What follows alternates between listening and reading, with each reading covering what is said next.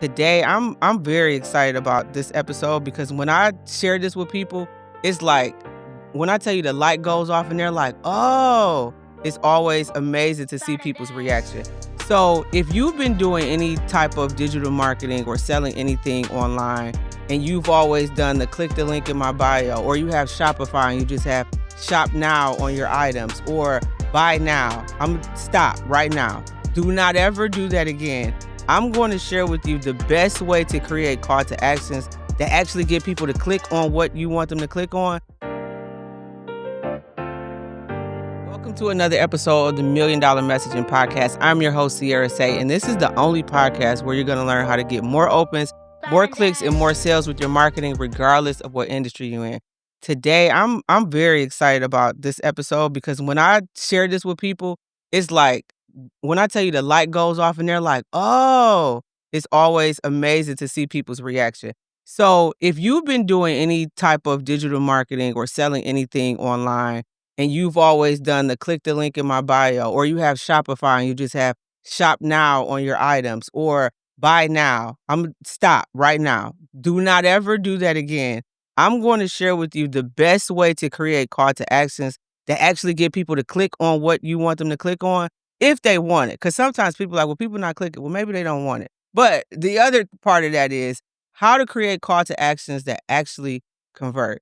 Now, I have an episode where I talked about understanding what it is your ideal client want. If you haven't watched that, go back and watch that episode. And then there's an episode where I talk about understanding your ideal client's promised land. If you ain't watched that, go back and watch that.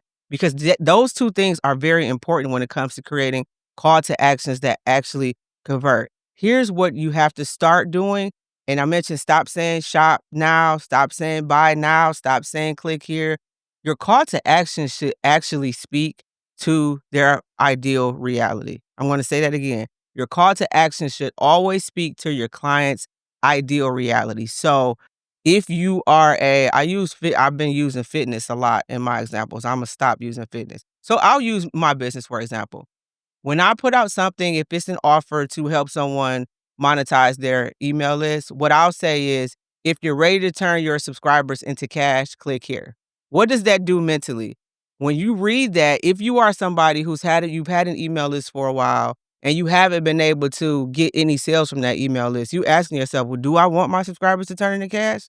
And if the answer is yes, you're going to click. If the answer is no, you're going to go on about your business. But mentally, that does something different than click here so I can help you today. Help me with what?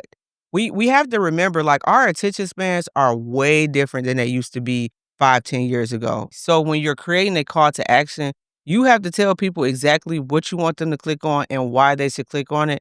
And using that formula of understanding what your ideal client wants as a baseline is going to help you.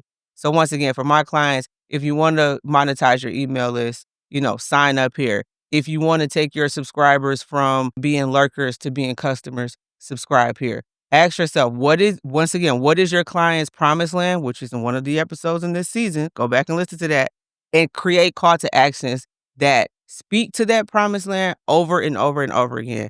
If you watch this podcast and I see you doing shop now, buy now, click here, we're going to have a problem. All right, that's the end of this episode. Once again, like, subscribe, share, leave a review. And if you have any questions, don't hesitate to send them in. Check the show notes for how you can do that.